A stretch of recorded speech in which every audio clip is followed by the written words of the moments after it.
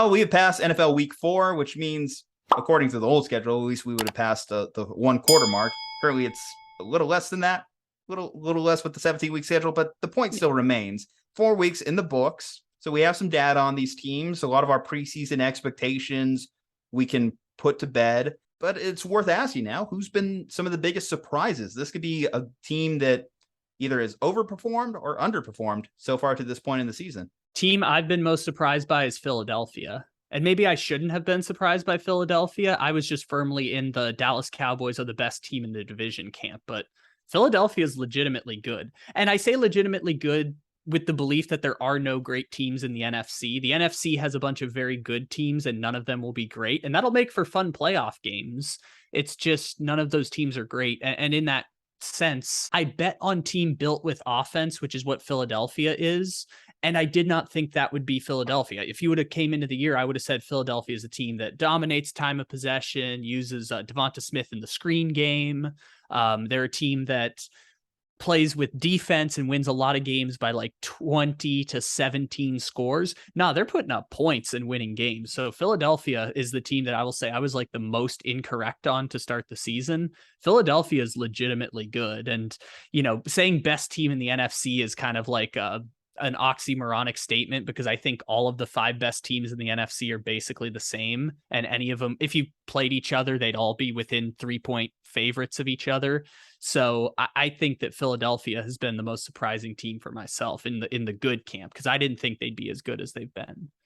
I will stay in the NFC East for my answer. I will say the Cowboys. And I thought the Cowboys, even if everything was still the same and they stayed healthy, were going to be facing a little bit of a decline.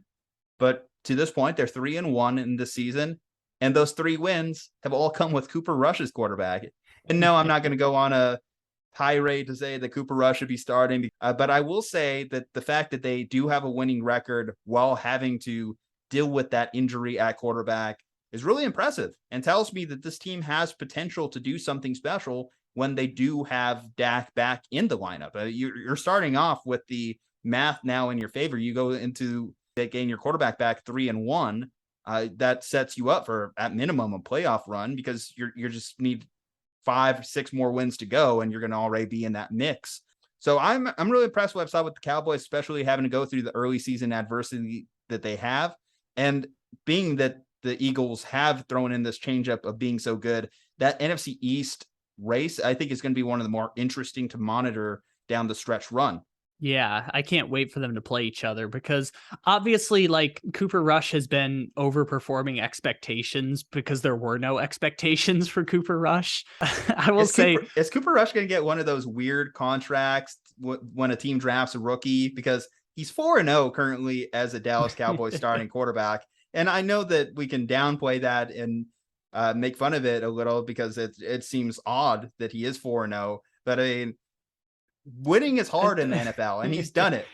The ultimate, I mean, well, he played the Giants in Washington, but he played Minnesota last year, primetime game, I believe. And yeah, they beat the Bengals earlier in the year, and the Bengals are legitimately good. But I will say that one's Cowboys defense. Cowboys defense played awesome against the Bengals. But I will say the ultimate compliment you can give Cooper Rush is I see a scenario in his future where Washington pays him $20 million to start 8 games. That is in Cooper Rush's future, is that he might get one of these quarterback purgatory, you know, Jameis Winston getting a deal with the Saints, or Teddy Bridgewater getting a deal with the Panthers. If you're the Dallas Cowboys, I'm going to give you some free advice right now.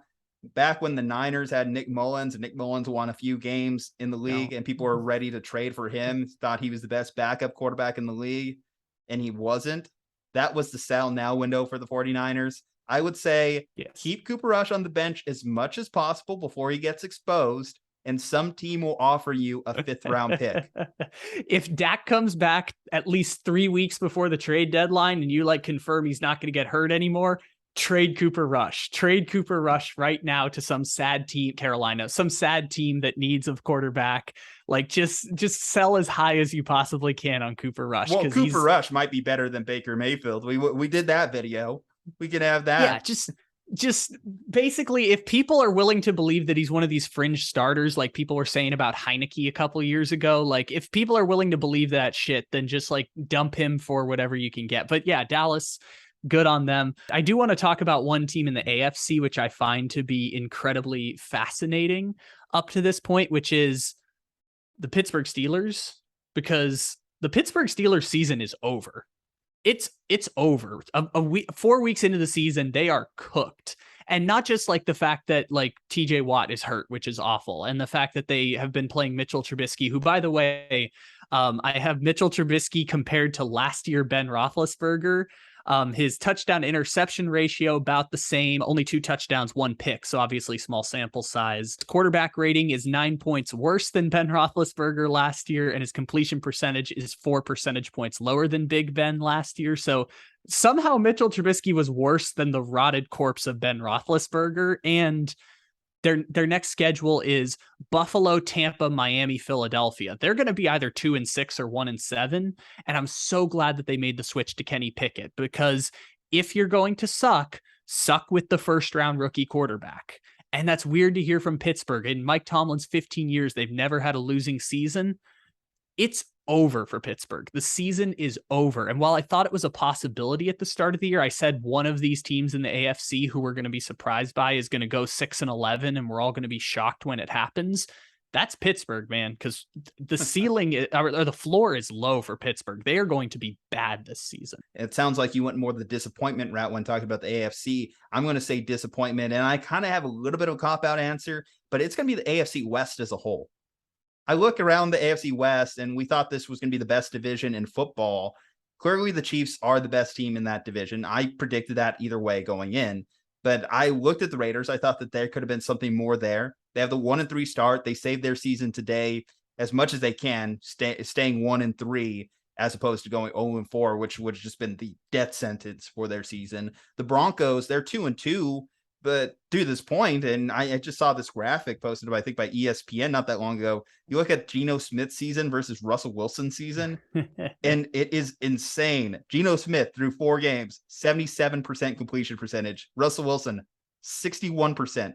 Russell Wilson, less than 1,000 yards, 4 touchdowns, 1 interception. Geno Smith, 6 touchdowns, 2 interceptions. And the Seattle Seahawks and the Denver Broncos both have the same record, but the Broncos have the head-to-head loss in the matchup between the two quarterbacks.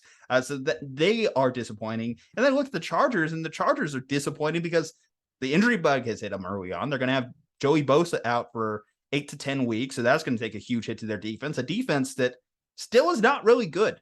The Houston Texans put up points. JC Jackson seems to be a little bit overpaid, and Khalil Mack he hasn't played either. He's hurt. Yeah, Khalil Mack might just not be that guy anymore. So now you look at the Chargers with a question mark at head coach. I still think Brandon Staley's a huge question mark. And now you're going to go into another season with having Justin Herbert on his rookie deal, and you're probably going to miss the playoffs again. Talk about that, a disappointing season for the Chargers. I think a lot of people, I mean, they should have lost to the Texans. They could have lost to the Texans. The Texans made a little bit of a comeback there. Dameon Pierce is ripping through their defense. I think that entire division is disappointing because it's just not as competitive as we thought. The 3 teams that we thought were going to be different are just much of the same. And the Raiders might be more disappointing because they were at least a playoff team last year, a 10-win team. And it feels like McDaniels gets in there and they're a worse team. That's why I think that the AFC West, they're the ultimate disappointment to me. I tried to warn y'all. The Kansas City Chiefs are going to dominate that division the same way the Patriots dominated the AFC East for 2 decades. And Kansas City has already won 6 consecutive division titles. This year is going to be 7. It's going to be a decade of pain and torment for those AFC West teams. But the Chargers are the team that is going to compete with them because they have that quarterback who is still incredible. And them not making the playoffs is not an indictment of Justin Herbert. I don't know if people are going to be doing that or thinking that.